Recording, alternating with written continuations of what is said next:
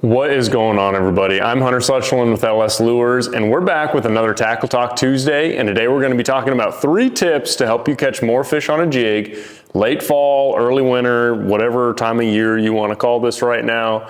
Right now it's blowing like 30 miles an hour out, the weather's nasty, it's finally starting to get cold, we're getting our first hard freeze this week.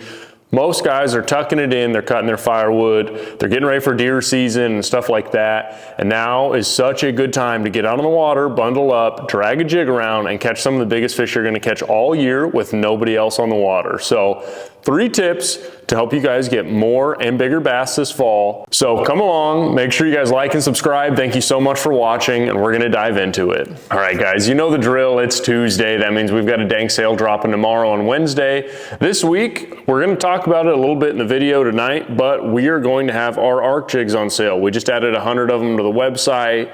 Get in there, load up on these. They're $4.99 Wednesday through Friday there. It's our living rubber silicone hybrid skirt. It's awesome. It is the perfect jig to start chucking right now all the way through early spring, mid-spring. Next year when the water's cold, that living rubber's got really good natural action. We throw a little bit of silicone in there just so it gets a little bit more color, isn't quite as bland there. So this is our Arc Jig. I just hooked myself. This is our Arc Jig, $4.99 for the next couple of days, starting tomorrow morning, Wednesday, or tonight at midnight, Wednesday, whatever. But it's an awesome jig. We're gonna break it down more today, talk about it. I've been catching a bunch of fish on it. It's great. Another thing I really want to touch on, guys, I can't thank you all enough. We just had the most insane month ever. It's all because of you, the YouTube subscribers. Like, I'm having a hard dang time keeping up right now, and you guys are so freaking amazing. I'm getting more help on board. We just sold out of pretty much everything this past week. It's been insane. The garage jig was a huge success. So shout out to Garage. Thank you guys all so much for loading up, buying LS, fishing good jigs, like doing all the stuff and things, watching these videos. But we had the biggest month we've ever had in company history, and it's not slowing down at all. So I really can't thank you guys enough. All the hard work's paying off. We got to double down. I've been tying until like 4 in the morning every night, trying to get the inventory back up. It's been nuts, but it's all because of you guys. Thank you so much. We're going to get the ship righted, the inventory back, get everything back on the website here this week, and that's just because I'm going to be tying absolutely nonstop to get things right and get you guys the jigs that you want and the jigs that you deserve, okay? So thank you so much. Check out the Arc Jigs, they're linked below. Make sure you like and subscribe. The channel's been blowing up. We're gaining hundreds of subscribers every single week, and we're getting just as many orders. It's been nuts. Thank you all. We're gonna do everything in our power to keep this rocking and rolling, and we're gonna give you 3 tips to help you guys catch more bass right now. Okay, tip number 1, boys, for this video is, like I just said, we're gonna be talking about the Arc Jig a little bit in this video, or a lot in this video, because now is the time to start making that switch to living rubber, okay? We've been throwing silicone all year. Silicone's great. Silicone's durable. It does a lot of things really well, and it'll still work right now. But if you guys want to catch a lot more fish and catch a lot bigger fish, right now as those water temps start to drop, right now they're low 50s, they're going to be high 40s very soon here in the lakes around me. The second it hits that high 40s mark is when you want to start chucking a lot more of that living rubber. The water's getting substantially colder. Those fish are going to be really clinging to stuff that retains heat, like rock, wood, docks, all the hard targets that we love fishing there. All the grass is pretty much died off there, and the stuff that's left is good, healthy clumps that are a little bit deeper there. So with that, right now is an amazing time to chuck a living rubber Arc Jig there. That living rubber has a much more natural action under the water. You don't have to move it very fast, and when it sits on the bottom there, it's going to have a very slow wiggle to it. Where silicone sinks, so when that jig hits the bottom, you have to keep moving it to get motion out of that jig. That living rubber is going to sit there and do its thing and just move ever so slightly the whole time. So this is our color jelly roll. It's one of my absolute favorites. I love throwing just brown this time of year. You know, obviously if you get in gin clear water, our color Swamp Donk works great, but brown, a just plain brown jig this time of year, it seems like it just works. This has got a smoke purple head, some smoke purple inside of it there. That's a perfect cold water combination there to slay fish, but a plain brown jig with some kind of plain brown shaped trailer. Jesus. A plain brown jig with a plain brown a plain brown jig with a plain brown trailer is a great option right now. So if you guys are getting out, take this jig, load up on them this week, but living rubber is going to be your best friend, especially as those water temps start to drop. Another thing I want to touch on there, when I talk about jigs for cold water fishing, you know, a lot of guys on YouTube are going to tell you, you got to go with a super small finesse jig, or you got to go with a huge mop jig, or don't throw a jig, whatever, right?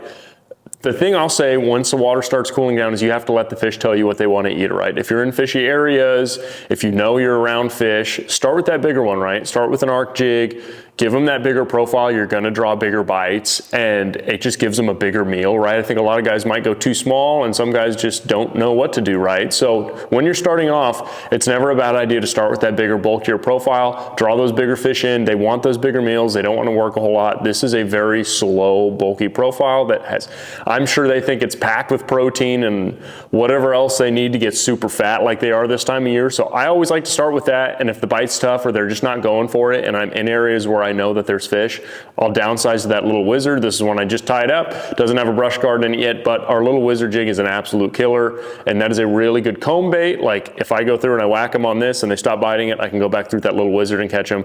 But that really small profile there is another great way to pick up on those fish, capitalize in some of those good areas. And if you guys are new to this and you don't know if you're around fish or not, rotate between both, right? Throw this, throw that, swap in between both of them and see which one you like the best for your area. But both of these are going to get bit this time of year. I feel like the little wizard does a lot better when that water gets really, really cold, just because it's a smaller profile. But right now, that high 40s, low 50s, that arc jig is the way to go, and it's going to get a ton of big bites here for the next month until our water gets absolutely freezing, potentially iced over, and gets to be no fun for anybody. Alrighty boys, so we've talked about jigs, we've talked about switching to that living rubber, downsizing as that starts to get phased out and the water gets really cold there, going away from the silicone if you can, you know, if you want to get more bites and want to present something a lot more natural as that water gets colder and that bite potentially gets tougher. But now it's time to talk about the meat, like the potatoes, right? We've talked about the meat, it's time to talk about the potatoes, and we're talking trailers, all right? I don't have a favorite trailer for this time of year. I'm not going to tell you guys you have to go buy something, but there is a general style that I like to throw, and that is things that are very heavily crawdad imitators. Like they look like a crawdad, they're brown like a crawdad, like whatever, right? They just craws, okay? But with that, I typically like brown trailers with my brown jigs, and I don't want them to have a ton of crazy action, right? So I'm starting to go away from that Rage Craw, Menace Grub type trailer there, because they, you know, I don't want a ton of kick. I want something that matches all of the forage right now. Everything's starting to slow down a little bit. As it gets colder, it's going to slow down even more, and so I don't want a trailer that's absolutely wild the entire time when I'm doing that. So one of the ones I'm going to be throwing a bunch is going to be a Zoom Super Chunk there, and the other one's going to be a Chigger Craw, just a straight up Chigger Craw, and that's because I'm not doing a whole lot with that jig, you know. I start to get away from really shaking that jig and moving it fast this time of year. Obviously let the fish tell you what they want. If they're active and feeding, give it more hops, give it a little bit of like swimming a little bit, see what they want and see what you can get away with there. But most of the time, especially as it gets colder, I'm pitching that jig to where I want it, I'm casting that jig to where I want it, and it's lifts of the rod tip, let it hit the bottom, let it sit. Lifts of the rod tip, let it hit the bottom, let it sit. You know, give it a couple pops here and there, let it hit the bottom, let it sit. I'm not doing anything too crazy, I'm not stroking it, I'm not doing anything nuts, right? Like I'm just putting that jig in the areas that they live, and I'm really combing around with it, trying to keep it pretty close to the bottom. So the trailers that I'm going to be running are going to match that, you know. A chunk is a really awesome option. It's natural. A lot of people are going away from it because it's considered old school, and that's fine, you know, let them do that, because this is a great trailer. It's got a very unique action just because of the different ways that you can rig it, and we'll get into that here in just a second. And the other one, like I said, is a Chigger Craw. It's got a lot of scent. It's got pretty straight, plain legs that if you're not doing a whole lot with it, you're not swimming it, you're not doing anything, they've got a very natural motion too, and it gives a good body to your jig there. So green pumpkin or some kind of brown in either one of these, rig it on the back. We're going to break down this Zoom Chunk here really quick though, because I got a couple sneaky tips for you guys if you haven't played around with them a whole lot that are going to help you guys catch more fish with it. But those two are my favorites. If you guys have some other brand of trailer that doesn't have a ton of action, now's the time of year to throw it, right? Put a beaver on the back, do whatever you like, okay? But let's go ahead and get into a couple of the different things that you can do with the chunk. I know some guys don't have a lot of confidence with it. Some guys have a ton of confidence with it, and that's all you use all year round. But we're gonna break a couple things down. These aren't any secrets. I didn't come up with these. They're readily available on the internet, but it would be a sin if I didn't tell you guys right now. Alrighty, so first things first, we've got our Arc Jig and we've got our Zoom Super Chunk there. First way you guys can do this is you can take that skirt, you can take your trailer, and I can thread it onto here to where that hook comes out of the back just like it would with any other plastic. And I can go ahead and thread that up onto my bait keeper. It's gonna hold on there. It's gonna get that bait a lot more compact, which if you're looking for compactness with not very much action, this is a perfect way to do that, all right? So if you're around smaller fish, if they're being really finicky, if they're being kind of weird, that's perfect. There's nothing wrong with that. That will flow. Those trailers will slowly move with the jig. It looks really good with the living rubber. That's an awesome way to do it, okay? The other way you guys can do this is you can take this chunk, you can do it just like, gosh, we got living rubber everywhere. You can take this and you can pop it right through that hook in the middle there. And now I've got a much larger profile. So if you guys are targeting substantially larger bass, if you're trying to get that big biter, you really want to bulk up, which a lot of guys are like, oh, we got to go really small. Right now is an awesome time to catch those bigger fish that are trying to get big meals, right? One of the lakes I fish all the time, a lot of the fish I've been catching lately have 6, 7, 8-inch gizzards in their throat or really freaking big crawdads. So they're feeding up, they're trying to get fat. There's a reason they're getting so big is because they're eating big stuff. So if you want to try and catch the biggest fish you're going to catch all year, this is not a terrible option, okay? This trailer as it is now, when that jig's moving along, it looks like one big ass crawdad coming through the water, right? But the unique part about this is when that jig hits the bottom and that skirt flares, it presents this trailer in a very natural way. So every time you move it, that trailer pulses, the skirt pulses. But a sneaky thing that you can do with this that a lot of guys aren't doing, some guys probably are doing, I'm gonna get a bunch of weird comments about it regardless, but one thing you guys can do, especially in dirty water, if you're trying to separate your jig or really get some attention drawn to it, you know, I said I like throwing a plain jig and that's fine, but if I get in dirtier water, you can take some kind of grub. This is a spinnerbait trailer. I think Bass Pro makes it. There's nothing fancy about this, but I don't care about this part. So I'm gonna go ahead and take my scissors, I'm gonna cut that off, and what I'm gonna do is, I'm gonna take that chartreuse piece, and you can do this with any worm, any kind of grub, any color, right? White, chartreuse, pink, purple, whatever. But I'm gonna take this, I'm gonna bite off just a little bit more.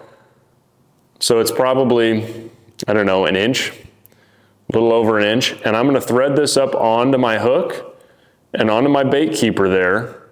And so now I've got this little piece of chartreuse plastic on there. And what I'm gonna do is, I'm gonna take my chunk, and I'm gonna do exactly what I just did with it. So I'm gonna thread it on there like so.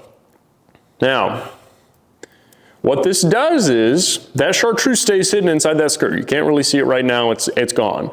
But when that jig hits the bottom, and that skirt flares, these are stand-up heads on our Arc Jigs, okay? It's got a wire weed guard, so it's less visible. There's not as heavy cover that we're typically fishing this time of year. You can catch a lot of them on rocks, docks, more open areas that they're relating to that retain heat. So I really like that wire brush guard, and it comes through brush piles just fine too. But what's gonna happen is, when this jig hits the bottom, and that skirt flares out, it's going to expose that chartreuse. So if you're in dirtier water, or you really just wanna draw some attention to your bait, every single time that jig hits the bottom, that chartreuse is gonna flare. And when you lift that jig up, it's gonna disappear, and then it's gonna hit, that skirt's gonna open up, it's gonna show that chartreuse. So it just gives something a little bit different to those fish that they don't typically see all the time. Now, one thing that you will notice is that that chunk is riding pretty high on that hook, okay? It doesn't give a whole lot of space there. A nice thing too about this is, it's gonna prevent that chunk from sliding down your hook. So it's not gonna get fouled up, it's not gonna slide down, it's not gonna do anything. The bad thing about it is, there's a little bit less of a gap now on that hook. I realize this is gonna push down, but if you really wanna make sure that that's not an issue, you can take a razor blade. I got skirt material everywhere. You can take a razor blade and you can cut that chunk and make it substantially thinner. Now again, I did not come up with this. Like, this has been around for a long time. The last video I said that with the Senko thing, I told a lot of people that I was like, yeah, I saw a bunch of people doing this. And I got some comments saying, yeah, so-and-so's been doing that. I know. I'm not claiming to be the genius that invented any of this stuff. I'm just trying to show you guys that haven't seen it a better way to do it. So now this chunk is substantially more thin, okay? We've sliced it down, it's not as big, and what we're gonna do is, its durability might go down just a little bit, but when we put that on here, now all of a sudden I've got a much larger gap in my hook. This is gonna free flow just like it was, if not even better. And I don't have quite the bulk on the back there, so when I set the hook, there's nothing stopping that hook from penetrating all the way. So this is a really, really good option, guys, to get some really kick-ass big bites. To show those fish something a little bit different, the chunk, not as many guys are talking about it anymore. You know, that used to be the deal when the water got cold. Everybody talked about the old pork frog, the jig and pig, like whatever, right? The chunk style trailer has been around forever and it's caught fish forever. It will catch fish forever. But there are a couple different ways that you can modify that to catch a ton of fish, get a lot of bites, show those fish something a little bit different. And a lot of the newer guys and younger folks and whatever just aren't throwing a chunk as much anymore. So don't be afraid to do any of those things. Last but not least, boys and girls, tip number 3, the final step, the last piece of the puzzle. If you guys are going out and fishing this time of year, if you're bundling up, I know I live here in the middle of Nebraska. It's been in the 50s every day. It's getting lows in the 30s every night. It's getting cold, right? The water temp has been dropping really fast and the jig bite has been absolutely insane. A couple things that I'm targeting right now, obviously everybody's lake is a little bit different, and I'm gonna tell you a couple of the key things that I look for, that I like to check, and that I've been catching fish off of lately. I'm not gonna say that there's one thing you have to look for, because I know everybody's lakes vary, I know everybody's lakes are a little bit different, but 3 things that I've been catching fish off of a ton lately are gonna be rock, the thicker patches of grass that are left, and some kind of wood, whether that's on the bank or a brush pile there. Right now, it seems like if there's any kind of rock in the lake, that's what the fish want to be in. So rocky banks, especially the little bit steeper ones there, we've been catching some on the dirt shallow. And if you've ever been in Nebraska and fished around here, you know that we have a lot of really shallow riprap because nothing's dredged out. It doesn't go down very far, but there is rock in the water. And they're going to sit on that, okay? The rock retains heat. The rock holds crawfish. The rock is a great place for those fish to get inside and ambush shad and stuff swimming by. So if there's rock around you, especially big chunky riprap, stuff like that, target it. The closer to the mouths of coves you can go, if it's on the mouth of some kind of cove, perfect, those fish are pulling out to their winter haunts. And if you're fishing some kind of pond or whatever and you have any kind of rock, fish it. Fish it, fish it, fish it. If there's a boat ramp, fish it, right? Because it retains heat, it's a great ambush point. Now is the time. It's just like the spring. They want to be on that rock, they're gonna eat on that rock. It's perfect. Number 2, if you've got a lake that's got some brush piles or some wood on the bank, go fish it. It's the same concept. It holds heat. A lot of that grass is dying off. Those fish want to hold to something. And so when all the grass dies off and all the stuff that they've been living in all summer disappears and that water cools off, they want to be shallow. The food wants to be shallow. And so they're going to roll up there and they're going to sit on absolutely whatever they can. Whether that's one twig, a whole laydown, it doesn't really matter. So as we've talked about in other videos, don't be afraid to pitch your jig at stuff that looks absolutely horrible.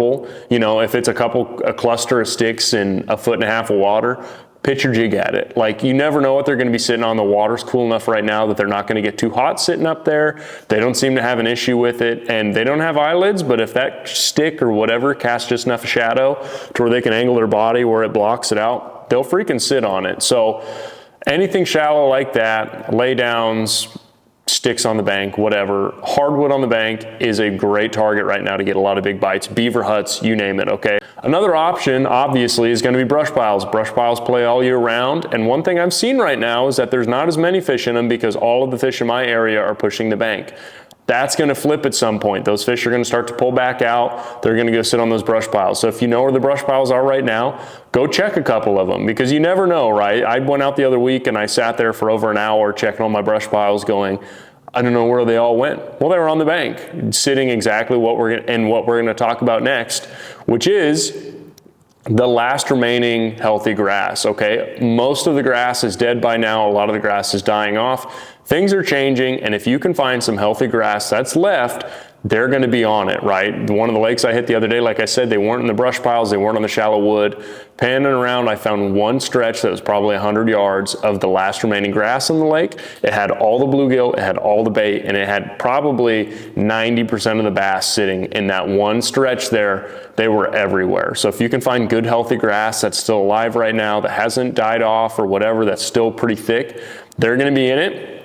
Pitching that jig around it on the outside edge, dragging it through it, hopping it over the top is a great way to get bit, and is a great way to catch some really big old freaking grass pigs that are still down there. They don't want to give up on it quite yet. They love it. So that is all I've got for you guys today. Hopefully you learned a couple things from this video. I really appreciate you all watching, more than you could possibly understand. Like I said, the channel's been doing absolutely amazing lately, and I love every single one of you guys for watching it, but keep the orders coming.